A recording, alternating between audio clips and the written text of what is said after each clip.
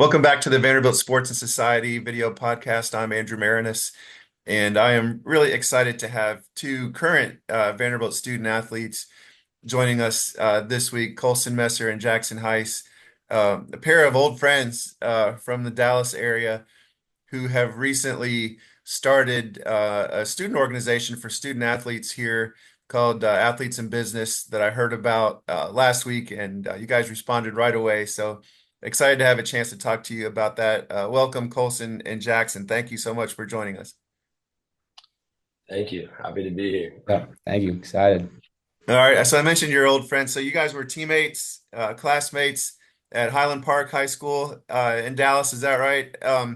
When did y'all first meet? Colson, I'll start with you. What do you remember about Jackson first time you met him? We met first time in sixth grade at a basketball tryout. He was trying out for the team that me and some buddies were on. He ended up making the team, and that's kind of where the friendship started. All right, Jackson, you were the new guy joining that team?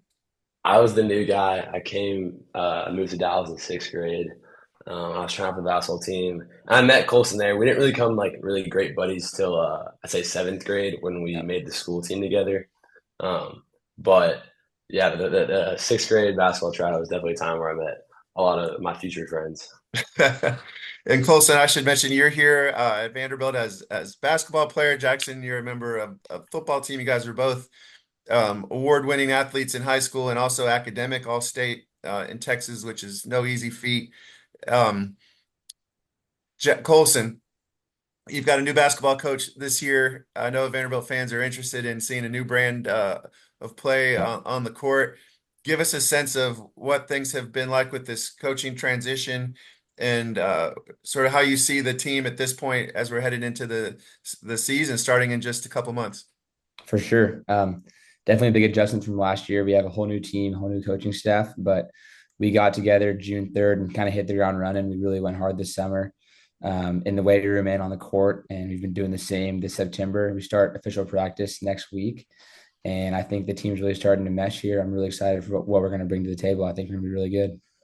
That's awesome. And Jackson, I know the football team has had an influx of new players and some new coaches this year as well. Got off to a great 2-0 start. Lost this weekend, but 2-1 at this point in the season. Um, what's the vibe around the team this year, and how in any ways is it different from last year? The vibe is, I think, a lot very high compared to last year and the years prior. I think it's the best team that Vanderbilt's had under Coach Lee's um, head coaching, and I think that well, hopefully we'll bounce back this week against Mizzou. It's gonna be a tough team, but we're confident in all areas of the offense, defense, and special teams. Minor setback last week against Georgia State. I really think that kind of just like woke us up and we know that we can lose, but we also know that we can play with anyone in the country. So hopefully we'll see that and perform the rest of the year. Yeah. I saw a brief like interview you guys both did when it looked like you maybe were back visiting Highland Park High School, women asking you about the transition from high school to college. And you both mentioned that, coming from a strong high school, you felt prepared as a student at Vanderbilt. But, we're going to get to this organization you've started about athletes in business, but I know that time management is such an important aspect of being a student athlete. All the time that you spend at your sport, type of classes you're taking here at Vanderbilt, the students that you're surrounded by every day. Um, what have been the biggest adjustments for you each coming from high school to college as athletes who are obviously really concerned about how you're doing in the classroom and looking ahead to what's next for you after sports? Colson, I'll start with you. For me, I would say that coming from Highland Park was definitely a very good stepping stone. We were both very fortunate to go to such an awesome high school that really prepared us well on school and in athletics. But I think the biggest adjustment has been the schedule, just with a whole new athletic schedule where it really does dominate about 30-40% of your day. And so just really having to manage your time wisely and especially in season, like when we're traveling, like Friday and Saturday nights, sometimes I'm doing homework in the hotel room and that's not ideal, but that's the only way to really get it done sometimes. And I think Highland Park prepared me well for that, but that definitely was an adjustment coming here and having to kind of change and see how the new time management, what it looks like. Yeah, and how about for you, Jackson? I think coming from Highland Park, obviously, like Coulson said, extremely grateful for that experience, and it kind of reflected a similar like rigorous course schedule. I think at HP, like my main focus was always academics, and that probably took up 70% of like my attention and effort, and then the rest of it would be sports. Coming to college, though, it's a lot different time commitment for college athletics. So I think I'd say 75% of my time is actually spent on sports, and then the rest of it's school. So it's kind of a big difference change for me, but there's a lot of time in the day, and I'm excited to do each and every part of it. Yeah, Jackson. So we're here doing this interview in the middle of football season. Give people a sense of like what a typical uh middle of the week. Let's say it's like Wednesday of a game week. You've got classes, you've got football. Like walk us through what a typical day is like for you. For me, for Wednesday, I usually wake up around 6 and then get in there to the facility about 6:30. We have meetings, practice, and maybe a lift about until like 11:15, 11:30.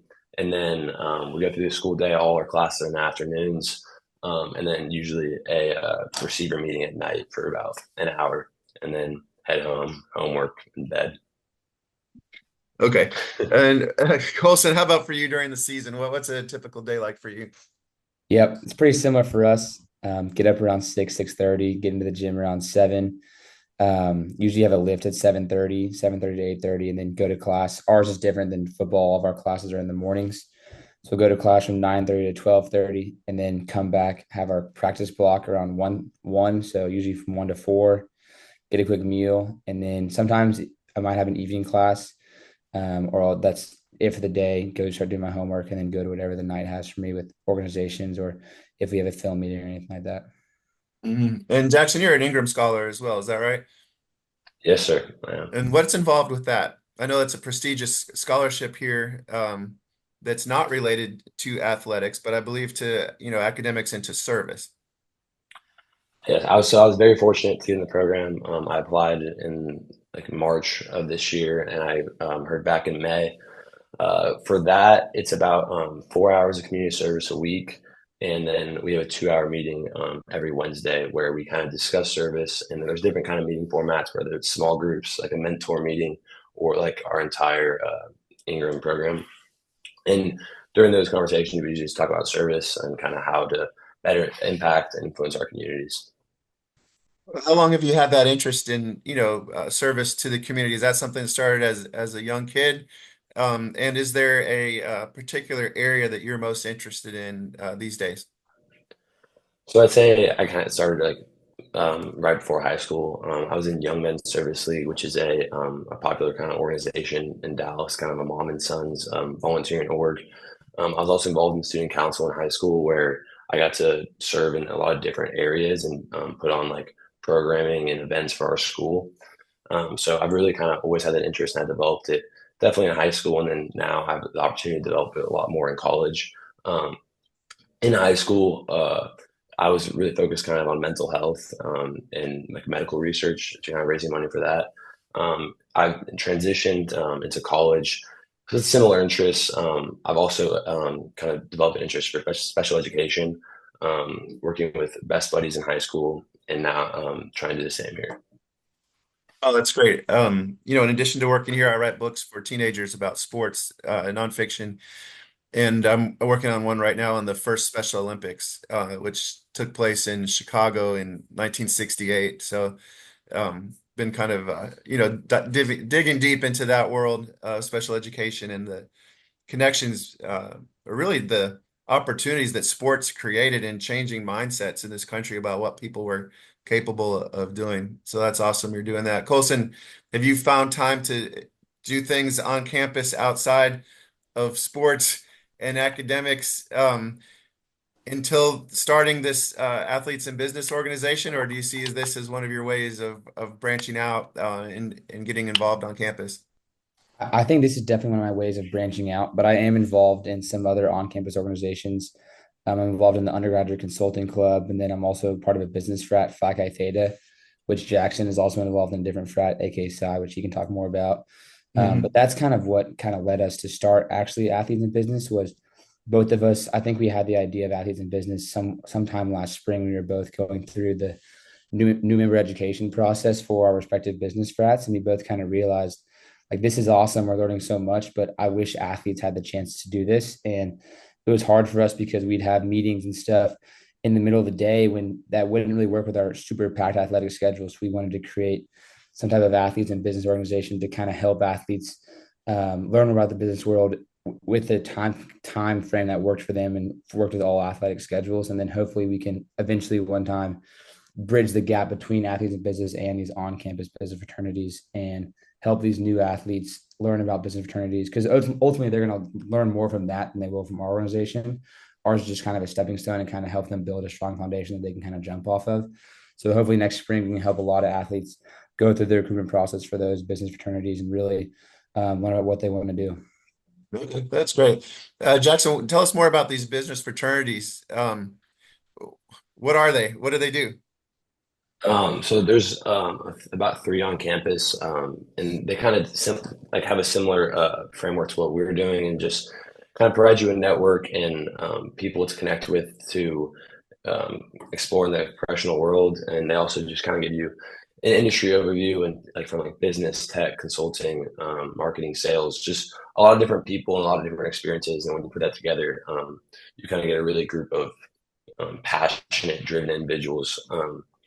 That can make a difference in our communities. And I think for to add to what Coulson said, obviously we want to share those experiences with everyone else, but also we want athletes in business to be, for that to be something that athletes can put on their resume and be proud of, even if that is the only thing they're involved in, because we kind of want that to be a platform for them to get a job and for us to be able to connect them with the right people to be successful. Yeah, I think fans watching college sports now are realizing more and more that athletes themselves are a business, even at the college level, or maybe they thought about that professional level before. Just in your locker rooms, like, are there any anecdotes or stories you can tell? You don't have to name names or anything, but just about that exemplify how your teammates are thinking about just their existence in this NIL world, that there's opportunities to make money now as a student athlete, and how that changes their perception of themselves, not just a student, not just an athlete, but as a business themselves in a way. Coulson, I'll start with you. Yep, I think we definitely see that in the locker room, especially this year with a lot of new guys. They all kind of have a sense of brand about themselves, and they're very smart with using it. I have a few teammates that have tripods in their locker, which is awesome because they'll go and film videos playing basketball and post on Instagram and get a ton of followers and they're making money off of it. And it's so inspiring to see them do that and really see them work on their own personal brand. They're very smart and they have this sense of knowing what's going to get them followers and what's going to get them views. And they know how to manage that and then how to ultimately make money off of it. Interesting. How about you, Jackson? I think it's a big deal. People obviously want deals and want to make money and kind of put themselves out there. But I think our coaches have done a pretty good job instilling in us that like that doesn't, as long as we're in season, especially right now, that does not matter. And for us to just focus really on football, and when we're winning, that's obviously NIL can be a byproduct of that. Yeah, the other thing I'd say, and it sounds like your athletes and business organization is thinking down the road too. I mean, hopefully the 4 years or 5 years that you're on campus is not an athlete's prime income generating period of their life, that there is something down the road that is exciting as well, and can be a career. So is that where you see the primary benefit of the organization you've started? Is it exposing other student athletes to different jobs that are out there, introducing them to people that are in these fields, or what do you see as the sort of the end goal of what you've created, Coulson? Yeah, definitely. We can't all make money off of sports for our entire lives. And so we do see athletes in business as a chance for students, athletes to really one, learn about different industries and see kind of what they might be interested, but also build a network of past individuals where we just sent out our executive form for students who want to sign up for like leadership positions. And one of the positions is alumni chair, alumni relations. And so it's going to be their job to reach out to former student athletes, build a network, get ways for us to connect with old student athletes, and hopefully eventually one day we're giving back to the same club that we started, but as people in the business world, we can give back to these student athletes. So hopefully just build a network. And we know we have the Black and Gold Club here. We'll definitely tap into that, but just a student run network of student athletes for us to tap into of whenever our careers end sports wise, our teammates' careers in sports wise, they can come back to athletes and business and remember what they learned, and also remember they have this network of people they can tap into and see what they can get help with for jobs or for career. Mhm. Jackson, you had your first organizational meeting the other day. What were your expectations heading into that? Who showed up? How many people showed up? What were the topics of discussion at the first gathering? So, Coulson and I's goal for the first meeting was get at least 10 people there. We had a little over 20, so that was great.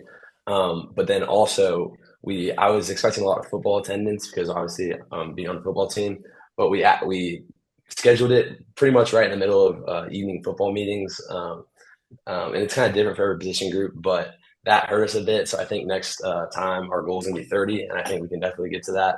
Um, and so touching on kind of Colson's, like what he said about the goals, I think our biggest goal is to grow the organization kind of in Vanderbilt athletics. And then he said it, just have it keep running in the years when we leave, and have it being run on its own. And then for us to be able to come back and give back is something that I and Coulson really are looking forward to. And in the first meeting, it pretty much we just set the kind of standard for the club and kind of what we want to get out of it, setting the goals and kind of explaining what the org is really here for and what we can are attempting to do for the Vanderbilt athletics and the kids in the club, and then kind of just outlaying the rest of the semester and what that's going to look like. Mhm. And Colson, we've talked about the time commitment that goes into being an athlete here. In what ways, though, would you say that playing sports, whether at any level, has prepared you as a person to do other things? Sometimes it can be a cliche about like learning teamwork or learning the value of working hard, but in other cases, that's really true, and it impacts somebody for the rest of their life. Are you too young to even recognize the ways that being an athlete has prepared you for other things, or is that something you're thinking about consciously even at this stage of your life? I think it's crazy how much just 1 year done with college athletics, it's already impacted the way I view time management, the way I view how to get things done. I mean, my mom always tells me like athletes in the workplace, like that's going to be a big thing one day, and you're learning so much. But me and Jackson, I think we've noticed it just this fall interacting with some of our buddies outside of athletics, and just seeing how much our time management is different than theirs, and really getting to see like they spend a lot of time in the library, and we just don't have that courtesy of getting to spend that time in the library. But we're still able to maintain our grades and be a part of other clubs outside of athletics and have athletes in the business. So it's really cool to see just how much our time management has changed and how much we've grown to get a lot of things done, be involved in a lot of different areas of campus, on and off campus, and just get to explore and do everything we want to do. Mhm. And Jackson, how about you? I mean, I feel like the discipline it must require to be a member of an SEC football program, time management that we've talked about here, uh, maybe the confidence that it develops and doing hard things. In what ways would you say that being an athlete has helped prepare you for whatever might be next? I think it's done a lot for me coming here in the summer, like right after my senior year. I think I kind of shaped up pretty quickly. Just kind of being on time and everything. Like our whole day, they send us a schedule for, like for the summer, the fall camp especially, and you can't be late to the 10 things they put down. So you have to be kind of on your stuff and getting things done. I think Coulson said it especially like. I think football has done a great job of bringing in speakers of past players or past student athletes and people in the workplace, and them sharing their stories and what it really takes to be successful, I think has made a large impact on me. And so it's something that I wouldn't have really experienced or gotten to hear if it wasn't for football.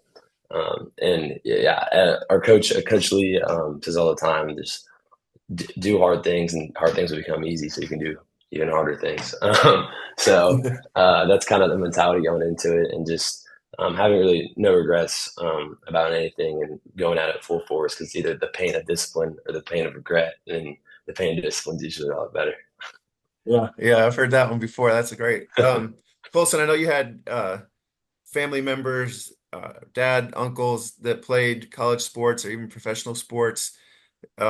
What lessons have you gotten from them over the course of your life about being more than an athlete, I guess, in some ways, Mhm. pursuing that to your highest ability, but also recognizing that it's not your entire identity. Has that been an important part of your journey? For sure, for sure. I mean, my dad, he played Division II baseball in college, and now he was a teacher and a principal, and now he's an education consultant. So he's kind of always instilled that passion for education within me. And like, I have a core memory of in sixth grade, my parents making me do my homework, and I'm like, I don't need to do homework. I'm gonna go play college basketball on scholarship somewhere. Like that doesn't even matter.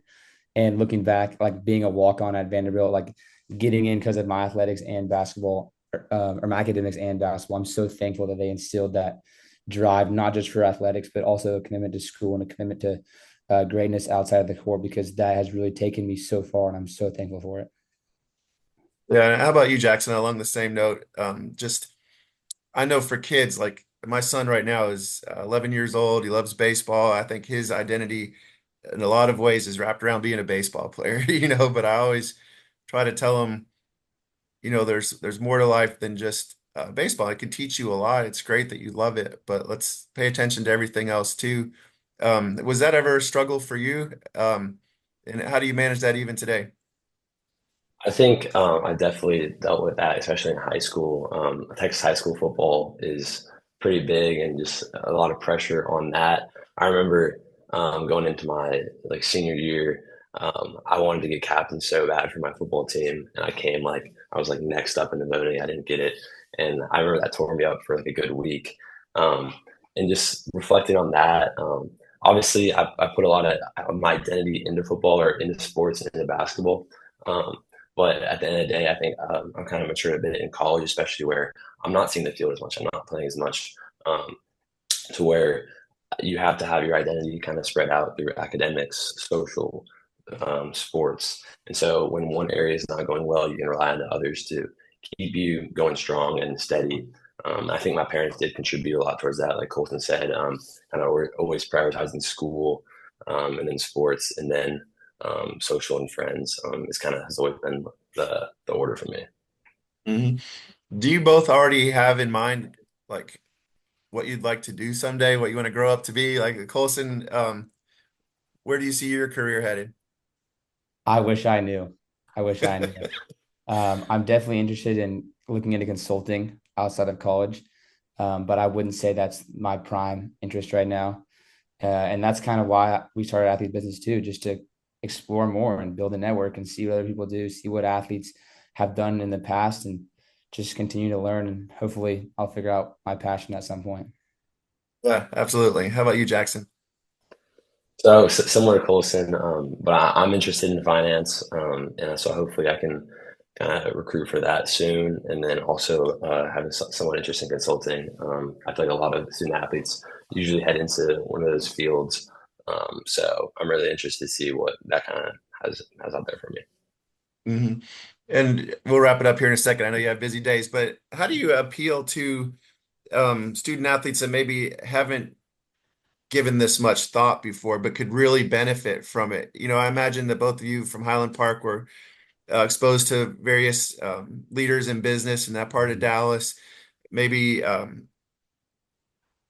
some other of your teammates haven't had that opportunity before in their lives. And I would imagine that that outreach to all student athletes would be important. How do you go about doing that, Colson? Yeah, for sure. I think that's one of the questions we struggled to answer whenever we were starting the club. Our whole thing was, why do you want to be a part of this club? Like, what makes it different? Why would you want to show up? And our first thought process was getting at least one person from each team, because we knew that if we can get one person from each team, then they can bring their teammates, they can start to encourage other people to come. And so that's still kind of our goal. But I think within each team, like for me talking to basketball and Jackson talking to football, just getting close with our teammates and kind of helping them understand that a lot of you guys are really talented, and a lot of you guys are making a lot of money right now, and you probably will make a lot of money in the future through basketball. But that's not the whole road. There's more to life than just basketball, and we want to help prepare you guys for what the rest of the road has for you. Like me and Jackson, most of our time is spent in practice on scout team, just kind of serving our teammates and getting help them preparing them for the game. And so I think in the same way we're preparing them for the game, we're also trying to help prepare them for life and what life has for them outside of sports. It seems like a really mature attitude. I think you're both their preferred walk-ons on your teams. Is that the right way to say it? And to understand that every role is extremely valuable on a team, whether you're getting the attention as the leading scorer or the leading receiver on the team or not.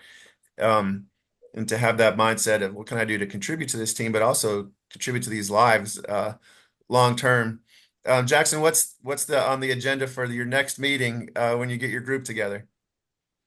So our next meeting is going to be in October, and there we want to begin with kind of like an industry's overview and explain kind of different career fields and different options that people have.